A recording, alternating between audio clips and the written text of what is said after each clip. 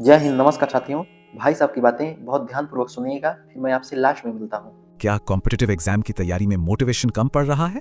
चलिए एक ऐसा ब्लूप्रिंट देखते हैं जो डिसिप्लिन पर चलता है। तो इसका मेन आइडिया मोटिवेशन नहीं बल्कि डिसिप्लिन से कंसिस्टेंसी बनाना है। लेकिन सवाल यह है कि ये कंसिस्टेंसी आएगी कैसे? जवाब छिपा है रोज के 5 कामों में। तो ये हैं वो 5 आदतें जो तैयारी का पूरा गेम बदल सकती हैं। चलिए इन्हें एक एक करके देखते हैं। सबसे पहला और सबसे जरूरी एक्शन, अपनी डेली टारगेट्स को लेके एकदम कमिटेड रहना। मतलब दिए गए टारगेट्स को पूरा करना सिर्फ एक काम नहीं बल्कि एक जिद बन जाना चाहिए, एक जुनून। दूसरा काम है दिन के आखिर में खुद की जवाबदेही तय करना, कोई बहाना नहीं। मतलब रात में सोने से ठीक पहले पूरे दिन को एनालाइज करना है, वो भी स्टॉप वॉच के साथ। और ये अकाउंटेबिलिटी पब्लिक भी होनी चाहिए, ऑनलाइन पोस्ट करके कि आज का टारगेट पूरा हुआ। तीसरा एक्शन है अकेले अकेले पढ़ने की बजाय एक एक्टिव लर्निंग कम्युनिटी का हिस्सा बनना। और इसका तरीका, रोज कमेंट बॉक्स में कम से कम 5 नए सवाल पूछना, क्योंकि गोल सिर्फ एक है, सबके लिए एक हेल्दी और सपोर्टिव स्टडी एनवायरनमेंट बनाना। चौथा कदम है प्रोग्रेस ट्रैक करना। इसके लिए वीकली टेस्ट देने होंगे ताकि डायरेक्शन पता चले। प्लान के हिसाब से अभी 15 फरवरी तक वीकली टेस्ट्स को फॉलो करना है। और आखिर में 5वां और उतना ही जरूरी एक्शन, सोच समझकर लिया गया ब्रेक यानी रेस्ट।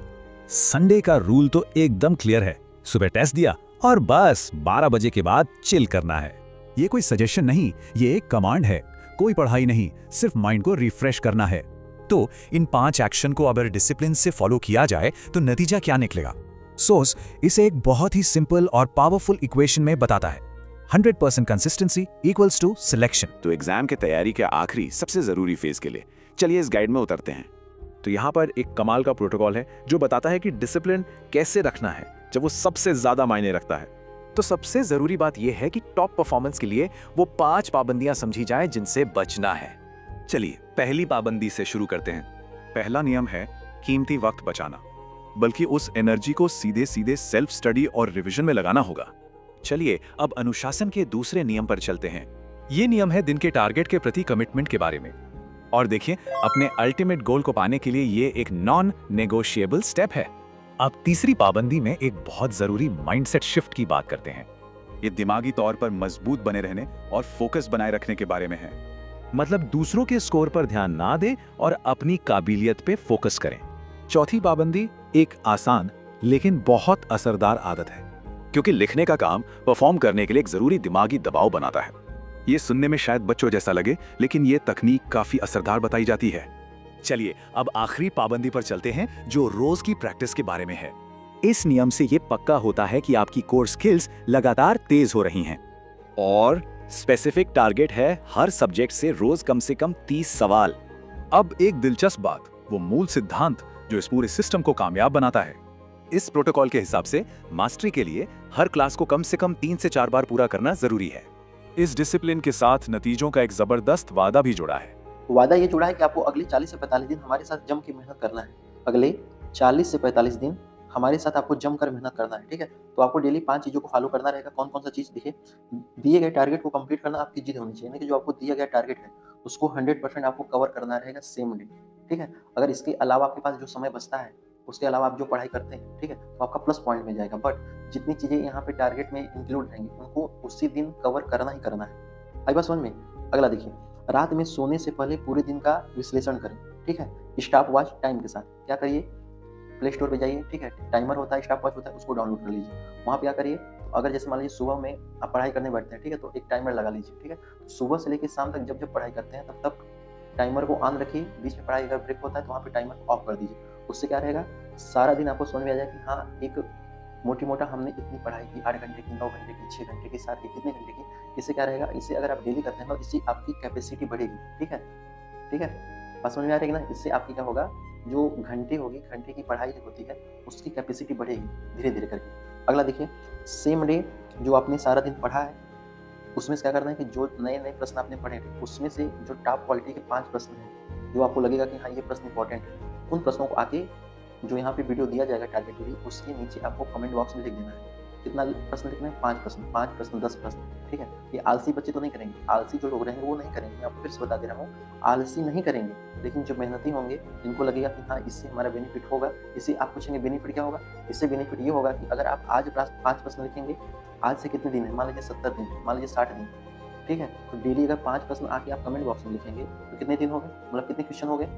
ठीक है। अच्छा, इसके अलावा आपके साथ जो अन्य 40 बच्चे हैं, जो अन्य 40 स्टूडेंट हैं, वो भी तो लिखेंगे। अगर वो लिखेंगे तो आप कमेंट बॉक्स में आएंगे तो एक हेल्दी इन्वायरमेंट बना रहेगा ना। सब 5-5 प्रश्न लिखे रहेंगे तो उससे क्या होगा? उससे क्या होगा? उससे ये होगा, आप उनके भी प्रश्नों को एक बार रूबरू हो जाएंगे, ठीक है। तो कमेंट बॉक्स में आना भी आपका क्या होगा? एक स्टडी टाइप का हो जाएगा।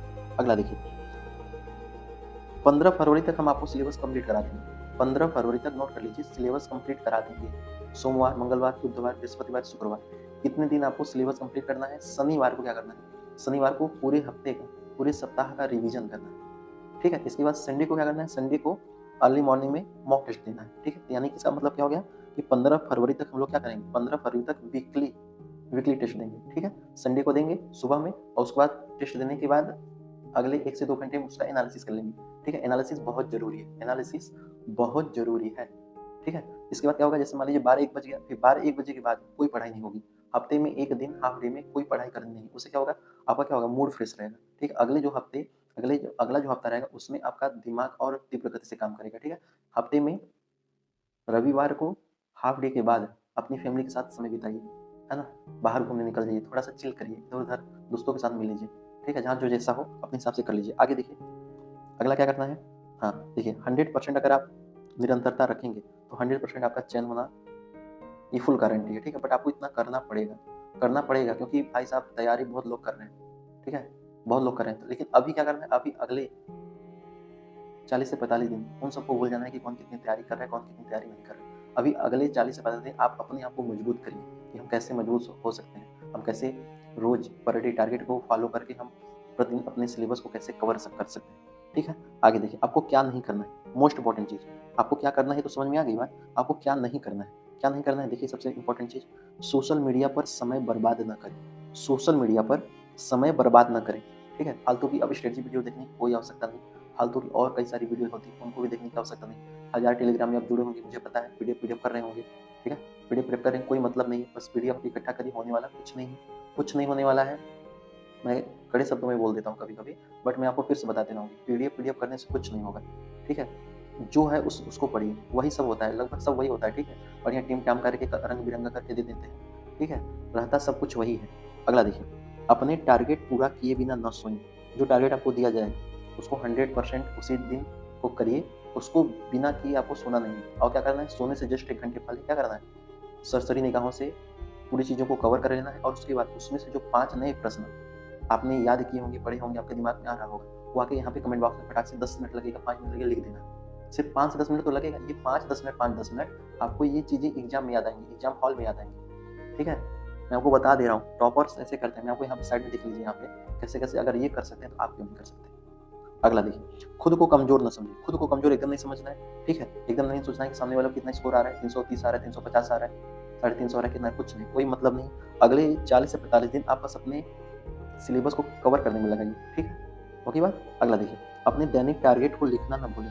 आपको शाम को 7 से साढ़े 7 बजे के बीच में एक शॉर्ट्स के माध्यम से, वीडियो नहीं बनाएंगे, लॉन्ग वीडियो बना के आपका टाइम वेस्ट अब नहीं करना है, ठीक है। पता चले 5 घंटे, 5 मिनट, 7 मिनट, 8 मिनट, 10 मिनट की वीडियो इसमें बना रहे हैं कि डेली टारगेट क्या है, आज का टारगेट डे 1 क्या है, डे 2 क्या है, कोई नहीं। शॉर्ट्स में बनाएंगे 1 मिनट का, उसमें उसका बेनिफिट क्या रहेगा? उसका बेनिफिट ये रहेगा कि आप उस शॉर्ट्स में आएंगे, ठीक है। उसके नीचे आपको जो वीडियो मैं दूंगा कि हाँ आज का ये वीडियो है, इसको आपको पढ़ना है, तो उसको मैं कमेंट में उसका लिंक दे दूंगा, ठीक है। एक ही चीज़ पर हर जगह दूंगा, हर एक चीज़ रहेगा। बगल में इधर साइड क्लास रहेगी वीडियोज में, शॉर्ट्स में आपके टारगेट रहेंगे, है ना। और उसके नीचे उस शॉर्ट्स के जो कमेंट रहेंगे उसके नीचे आपको जो 5-5 प्रश्न आप जैसे भाई बहन वो सारे लिखे रहेंगे, तो वहाँ पे भी आपका क्या होगा? पढ़ाई तो हो रहा है, ठीक है। शॉर्ट्स में आपको शाम को, जैसे मान लीजिए अगले दिन का जो टारगेट है उसको हम एक दिन पहले 7 साढ़े 7 बजे एक शॉर्ट डाल के आपका टारगेट दे देंगे, ठीक है। अगला देखिए, गणित और रीजनिंग का अभ्यास करना न भूलें। जो आपको टारगेट दिया जाएगा उसमें गणित और रीजनिंग भी रहेगा। अगर उसको कवर करते हैं तो इसकी कोई आवश्यकता नहीं है। लेकिन अगर जिस दिन मान लीजिए गणित स्किप हो गया, ठीक है, मैथ स्किप हो गया, रीजनिंग स्किप हो गया, हालांकि होगा नहीं, उस दिन भी आपको जो है कम से कम 30 रीजनिंग, 30 गणित, ठीक है, 30 मैथ का प्रश्न हल करना ही करना है। मोस्ट इंपॉर्टेंट चीज़, जो मैं आपको कंटेंट दे रहा हूँ ना, आप देख लीजिए पूरे यूट्यूब पे आपको कहीं देखने को नहीं मिलेगा। प्रत्यक्ष को प्रमाण की कोई आवश्यकता नहीं, आप सर्च कर लीजिए, ठीक है। तो चलिए अब हम बात करते हैं टारगेट की। तो देखिए आज का टारगेट क्या है? आज का टारगेट है कि कैलकुलेशन की वीडियो को पूरा करना है। एक आपको लिंक देंगे, ठीक है, कमेंट बॉक्स में जाएंगे, आपको एक लिंक मिलेगा, ठीक है। कैलकुलेशन का लगभग 2 घंटे की वीडियो है, आप उसको पहले चुपचाप कवर करिए, ठीक है। इसके बाद क्या करना है? इसके बाद आपको 40 तक वर्ग अगले 7 दिन, अगले 1 हफ्ते, ठीक है, अगले 1 हफ्ते इसको आपको सुबह मॉर्निंग में लगभग मात्र 20 से 25 मिनट लगेगा, मात्र 20 से 25 मिनट लगेगा अगले 7 दिन। अगले 7 दिन इसको लिखना है। क्या-क्या लिखना है? 40 तक वर्ग लिखना है, ठीक है, 30 तक घन लिखना है, 30 तक घन लिखना है, परसेंटेज टू वैल्यू फ्रैक्शन लिखना है। आ रही बात समझ में? परसेंटेज टू वैल्यू फ्रैक्शन लिखना है, ट्रिपलेट लिखना है। ट्रिपलेट ट्रिपलेट क्या होता है बताइए? 3 4 5 5 बाय 13 7 24 25 20 21 29 ऐसे करके जो ट्रिपलेट होती है उनको लिखना है। अब भाज्य संख्या जैसे 1 से 100 तक क्या होता है? जैसे 2 3 5 7 11 13 17 19 23 29 31 37 41 43 47 53 59 61 67 71 73 79 83 89 97 हो गया ना 1 से 100 तक। तो कितनी संख्या में विभाजित? ये संख्या आपको लिखनी है, ये संख्या आपको लिखनी है। टेबल भी आपको लिखना है ना स्पीड में। तो अगले 7 दिन इतना अगर आप लिखते हैं तो 100% आपको बहुत बेनिफिट देगा। ये चीज़ आप याद रखिएगा। अगला देखिए रीजनिंग आपको क्या करना है? रीजनिंग आपको एक वीडियो का लिंक मिलेगा, उसको आपको कवर करना है, ठीक है। अल्फाबेट लर्न मतलब क्या होता है कि A1 B2 C3 D4 E5 करके ऐसे करके उसका अपोजिट, जैसे A का Z हो गया, B का Y हो गया, ऐसे करके अल्फाबेट इसको लर्न करना है। हिंदी में वर्णमाला, आपके पास बुक होगा, नोट्स होगा, ठीक है, उसको आपको वहाँ से वर्णमाला आज कंप्लीट कर लीजिए, ओके। अगला देखिए जीएस में एक जो मेरी पहली वीडियो है जीएस का, उसको आप वहाँ पे कवर करना है, ठीक है। जीएस मूल विधि संविधान हिंदी, इसकी आपको टेंशन एकदम नहीं लेनी, इसकी आपको टेंशन एकदम नहीं लेनी, ठीक है। तो इतनी टारगेट को आज फॉलो करिए और फॉलो करके कमेंट में आके बताइए कि हाँ D1 हम कंप्लीट कर चुके हैं, ठीक है। बाकी वीडियो कैसी लगी जरूर बताइएगा। क्या काम है आपको? अच्छा कंटेंट देना, अच्छी चीज़ें बताना, ठीक है। मिलते हैं नेक्स्ट पार्ट में, तब तक के लिए थैंक यू सो मच। जय हिंद, जय भारत, वंदे मातरम।